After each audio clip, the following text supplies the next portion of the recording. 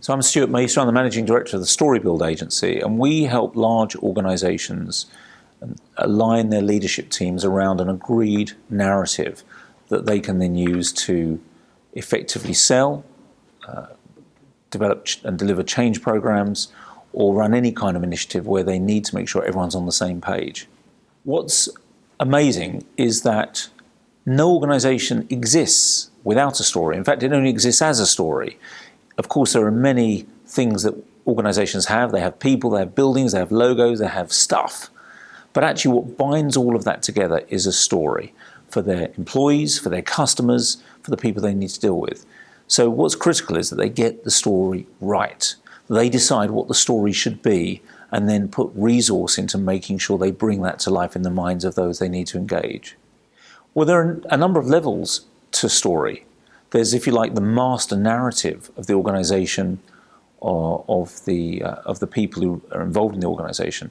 And then that manifests itself in particular projects. So let's take, for example, a bid.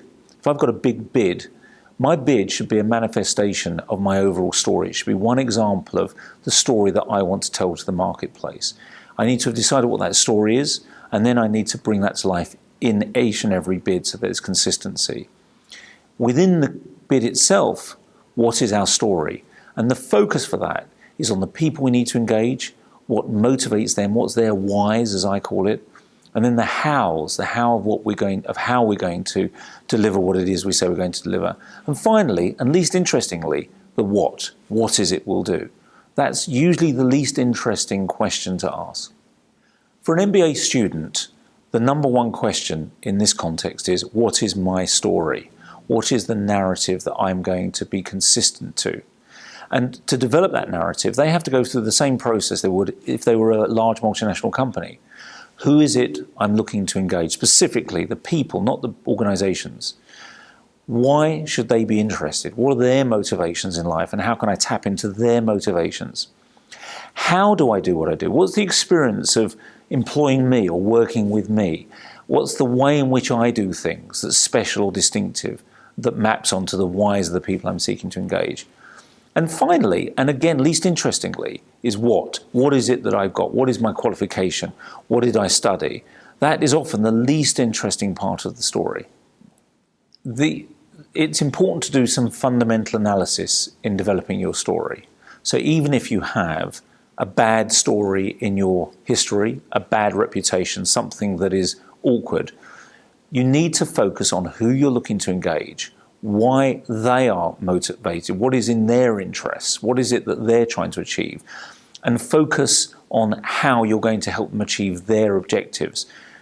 The chances are that you'll have to address directly the bad story in your history, the reputation, and you need to work out how you're going to do that, but turn the story into a positive one about how you're going to help them achieve. It's not about you.